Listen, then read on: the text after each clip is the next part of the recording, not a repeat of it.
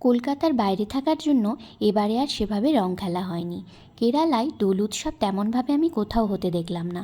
তবে ফাল্গুন পূর্ণিমার সময় তিরুবনন্তপুরমে দেখা যায় এক বিশেষ ধর্মীয় আচার, যার নাম আট্টুকাল পোঙ্গালা।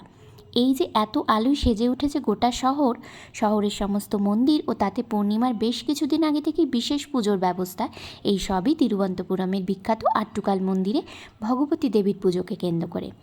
এখানে ভগবতী দেবীকে শক্তির রূপ হিসেবে পুজো করা হয়। এই দোল পূর্ণিমার দিন সকাল থেকেই হাজার হাজার মহিলা বাড়ির বাইরে রাস্তার ধারে ছোট ছোট চুলো জ্বালিয়ে দেবীর উদ্দেশ্যে পায়েসাম বা মিষ্টি ভাত রান্না করেন। পুরো তিরুবনন্তপুরম শহর যেন একটা পুজো মণ্ডপে তৈরি হয়ে যায়। সমস্ত যানবাহন ওই দিন বন্ধ থাকে।